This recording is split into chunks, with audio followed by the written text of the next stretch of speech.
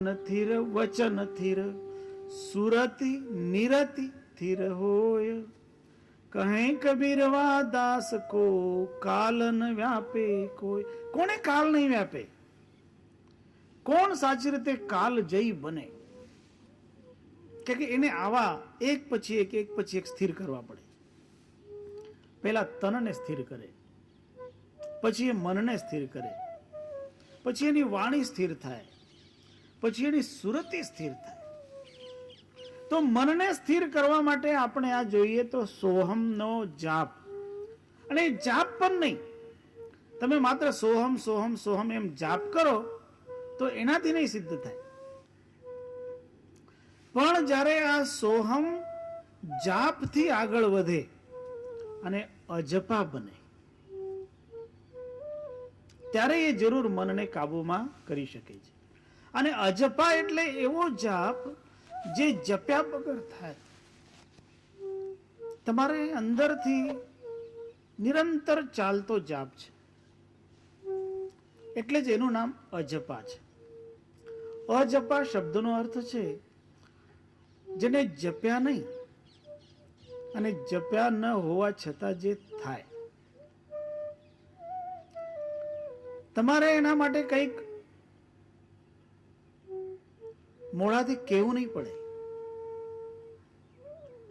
કહ્યું નથી તમે અને છતાં જાપ બન્યો, ત્યારે એ જાપ બને છે અજપા જાપ. અને એટલે જ એનું નામ અજપા છે. અ શબ્દનો અર્થ છે નહીં અને જપા શબ્દનો અર્થ છે જાપ. જે જાપ જપ્યા વગર થાય એ જાપનું નામ છે અજપા જાપ. તો એ જે અજપા જાપ છે એ બને કેવી રીતે?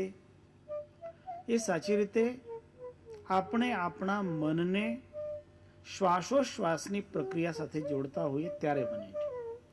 એ સદગુરુ કબીર સાહેબ કહે, શ્વાસા કી કર સુમિરણી કર અજપા કો જાપ. તમે શ્વાસની સુમિરણી બનાવો અને અજપાનો જાપ કરો. અને એ અજપાનો જાપ કરતા હોય તો તમે એ સ્થિતિને પ્રાપ્ત કરી શકો જે સ્થિતિમાં આપણે કહીએ સોહમ આપોયાપ. સોહમ તત્વની ઉપલબ્ધિ થાય અજપાની અવસ્થામાં.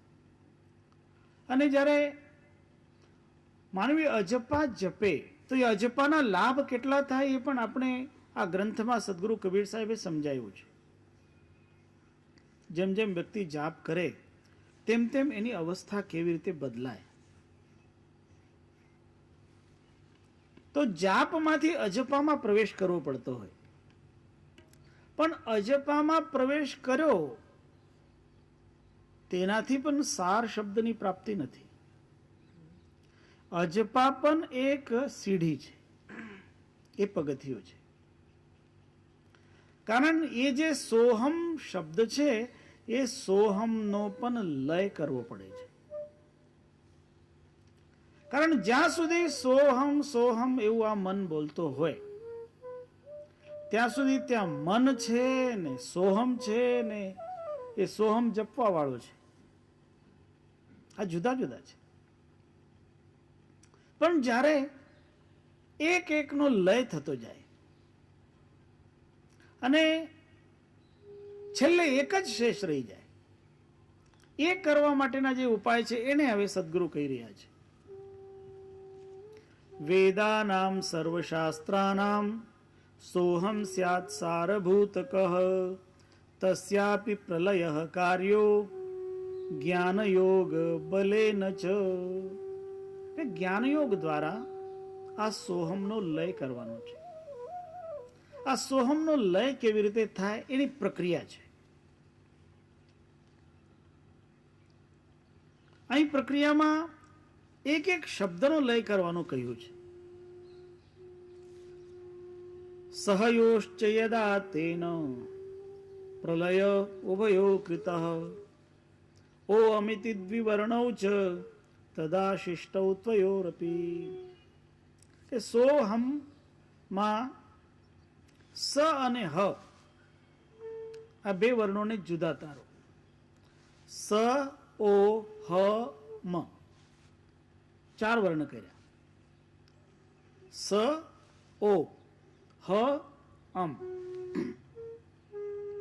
अब उसमें એમાં જે સ છે એ સ ને છોડી દેવાનું અને જે હ છે એ હ ને છોડી દેવાનું, તો બચે શું? ઓમ બચે. સ કાઢી નાખો અને હ કાઢી નાખો એટલે બચ્યું ઓમ. જે ઓમ ને આપણે અ ઉ મ દ્વારા જાણતા હોઈએ ત્યાં 2.5 અક્ષર થયા. અ ઉ મ. અ એક સ્વર છે, ઉ એક સ્વર છે અને મ એક વ્યંજન છે. જે વ્યંજન છે એ અર્ધું હોય છે, જ્યારે સ્વર એમાં મળે ત્યારે પૂર્ણ થાય છે. અને કબીર સાહેબ કહે ને, 2.5 આખર પ્રેમ કા પढ़े સો પંડિત હોય. 2.5 આખર, 2.5 અક્ષર જે છે એ 2.5 અક્ષર જે સમજી લે ને એ પંડિતત્વ મેળવી શકે છે. અને 2.5 અક્ષરોમાં પણ આ ઓમ આવે છે, એમાં 2.5 અક્ષર છે.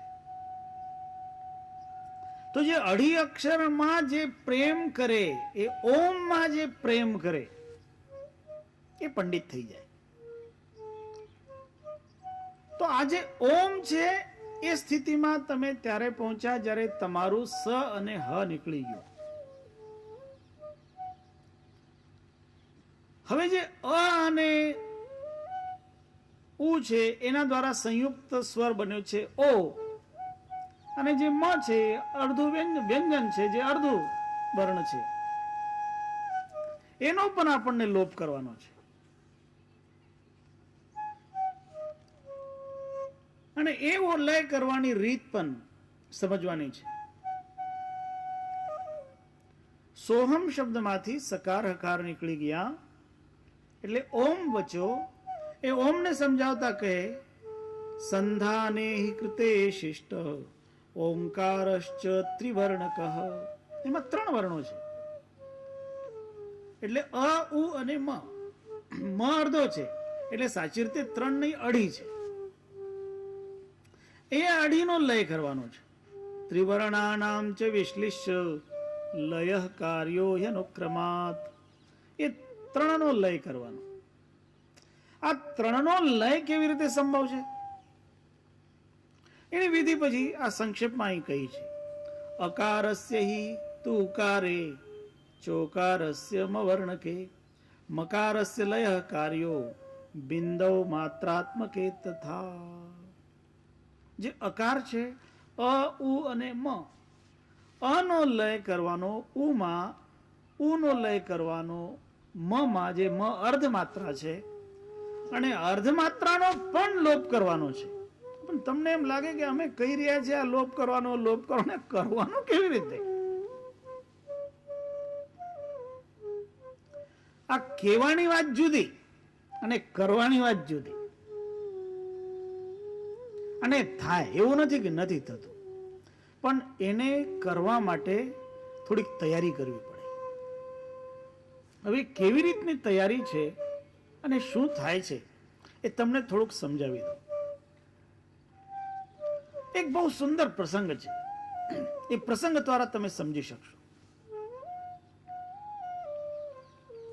આપણા દેશમાં પ્રાચીન સમયમાં ઘણા મહાપુરુષો થયા જે પરમ જ્ઞાનને પ્રાપ્ત થયા.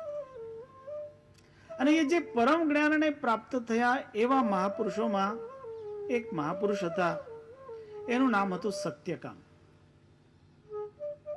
એના જીવનમાં ઘટના ઘટિત થઈ. એ જે સત્યકામ હતા એ જાબાલા નામની સ્ત્રીના દીકરા હતા. અને એમની માતાને ખબર નહોતી કે આનો પિતા કોણ છે. એની માતાને ખબર નહોતી. એટલે માનવી માટે એનો જન્મ ક્યાં થયો એ કઈ મહત્વનું નથી, ગમે ત્યાં જન્મ થયો હોય, પણ એનું જે કાર્ય છે એ કાર્ય બહુ મહત્વનું બનતું હોય છે. એટલે જ્યારે એ સત્યકામ ઋષિ ગૌતમના આશ્રમમાં ગયા ગુરુકુલમાં જ્ઞાન મેળવવા માટે, ત્યારે ગુરુએ પૂછ્યું કે ભાઈ તારું ગોત્ર શું? ત્યારે એને કહ્યું કે મને ખબર નથી, હું મારી માતાને પૂછીને આવું. અને માતાને પૂછવા ગયા. ત્યારે માતાએ કહ્યું કે દીકરા, મને ખબર નથી કે તારા પિતાનું ગોત્ર શું, કારણ મને તારા પિતા કોને એની જ ખબર નથી. કારણ મેં તો અનેક લોકોની યુવાવસ્થામાં સેવા કરી અને એ સંદર્ભમાં તું પ્રગટ થયો, એટલે મને કઈ ખબર નથી કે તારો પિતા કોણ અને તારા ગોત્ર શું. પણ મારું નામ જાબાલા છે એ તો મને ખબર છે, એટલે તું ગુરુજીને જઈને કે મારી માતાએ કહ્યું કે પિતાની તો કોઈ ખબર નથી, પણ મારી માતાનું નામ જાબાલા છે, એટલે મારું જાબાલ ગોત્ર છે. અને એ સત્યકામ ગયા અને ગુરુજીને કહ્યું કે ગુરુજી, મારી માતાએ મને કહ્યું છે કે મારી માતાને ખબર નથી કે મારા પિતા કોણ છે, એમનું ગોત્ર શું છે. મારી માતાનું નામ જાબાલા છે, એટલે મારું ગોત્ર જાબાલ છે. તો ઋષિ ગૌતમ શું કહે?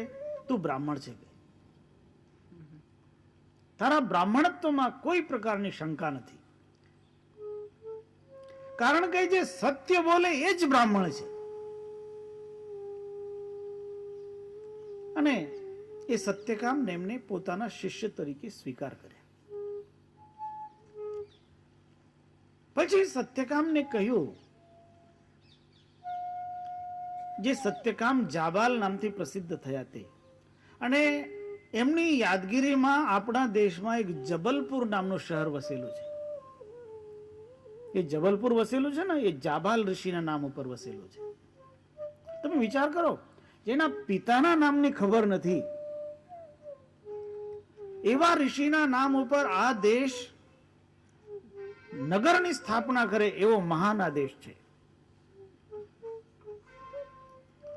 અને એ સત્યકામને ઋષિ ગૌતમ કહે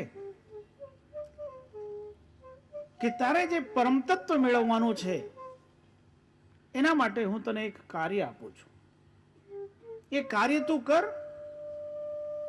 ગુરુ આજ્ઞા. અને ગુરુદેવે એને કહ્યું કે આ 4 ગાયો અને આ 4 ગાયોની સાથે એક ધણકૂટ, આ 5 ને તું લઈને જા વનમાં, અને જ્યારે આમની સંખ્યા 100 થાય ત્યારે આને લઈને તો આશ્રમમાં પાછો આવજે. એ 4 ગાયો અને એક ધણકૂટ લઈને સત્યકામ વનમાં પ્રવેશ કરી ગયા, નિબિડ વનમાં. હવે ગુરુની આજ્ઞા હતી કે જ્યાં સુધી આની સંખ્યા 100 નહીં થાય ત્યાં સુધી આશ્રમમાં પાછો નહીં આવવાનો. અને એ ત્યાં વનમાં ગાયો સાથે રહે. એ ગાયો સાથે એની એવી દોસ્તી થઈ, એવી મિત્રતા થઈ કે ગાયો પણ એને બચ્ચે રાખીને સૂવે, કે કોઈ આફત આવે તો એ ગાયો પહેલા સહન કરે. આપણા દેશમાં ગૌ સેવાનું મહત્વ એટલા માટે જ છે કારણ એ ગાયો છે ને, એ ગાયોની અંતરમાં એક વિશિષ્ટ શક્તિ હોય છે, અને એ શક્તિની સેવા કરવાથી જરૂર આત્માનું કલ્યાણ થાય છે. એ ગાયોની સાથે રહેતા રહેતા સત્યકામ એવા શાંત બનતા ગયા. કારણ યાદ રાખજો, તમારો સંગ જેવો હશે ને એવા વિચારો તમારા મનમાં ફર્યા કરશે. કારણ સંગની બહુ મોટી અસર થાય છે. એટલે જે વ્યક્તિનો ખોટો સંગ હશે એના ખોટા વિચારો આવતા જશે, સારો સંગ હશે તો સારા વિચારો. અમારા મહાત્માએ કહ્યું છે, જ્ઞાન बढ़े गुणवान के संगत, ध्यान बढ़े तपसी संग कीने, मोह बढ़े परिवार के संगत, लोभ बढ़े धन में चित दीने. માનવી જે પ્રમાણે મનમાં વિચાર કરતો હોય એ પ્રમાણે એના મનમાં વાતાવરણ બનતું હોય. ત્યારે આ સત્યકામ તો હવે ગાયોની સાથે રહે, અને ગાયો જેવું શાંત બીજું કોઈ પ્રાણી નથી. માનવીએ આ જગતમાં સૌથી પહેલા કોઈ પ્રાણીને પોતાની નજીક રાખવાની શરૂઆત કરી તે ગાય છે. ભેંસ કરતા પણ શાંત ગાય. અને એમાં પણ આપણી ગીરની ગાય તો એનું તો કહેવાય શું, એ તો ગાયોની મહારાણી કહેવાય. એટલે આપણા સૌરાષ્ટ્રના બધા જ ભાઈઓ બહેનોએ આ ગીરની ગાયનું સંવર્ધન કરવું જોઈએ. અમને બહુ દુઃખ થાય છે જ્યારે આ ગીરની ગાયો આ શહેરમાં રખડતી હોય. અને કાલે મને કોઈ વાત કરી કે અહીંયા ગાય વાછરડું આપ્યું, ગાય વ્યાણી, અને વ્યાલી ગાયના વાછરડાને કૂતરાએ ફાડીને ખાધું. આ કાલની ઘટના છે. શું કામ આવું બન્યું? આવું બન્યું એટલા માટે કે આપણા લોકોએ ગાયોને તરછોડી. આપણા શહેરમાં જ તમને કેટલી ગાયો ફરતી મળે. અને આ દેશ જે ગૌપૂજકોનો દેશ છે, જે ગાયોને પવિત્ર માનવા વાળો દેશ છે, જે ગૌસેવામાં માનતો એવો દેશ છે, જે દેશમાં રઘુવંશની સ્થાપનામાં પણ ગાય જ મૂળમાં છે, જે નંદિની ગાયની સેવા કરવાથી રાજા દિલીપના ઘરે રઘુનો જન્મ થયો હતો, એવી જે પરંપરા છે, તે દેશમાં જ્યારે રખડતી ગાયો આ શહેરમાં બધી જોવા મળે ત્યારે બહુ દુઃખ થાય છે. એટલે આપણા લોકોએ ખાસ કરીને ગાયોનું શહેરોમાં રખડવાનું, એમને છૂટા કરી દેવાનું, છોડી દેવાનું, દૂધ આપતી હોય ત્યાં સુધી સાચવવાનું ને પછી છોડી દેવાનું, એવું જે સ્વાર્થ કર્મ છે એ છોડી દેવું જોઈએ.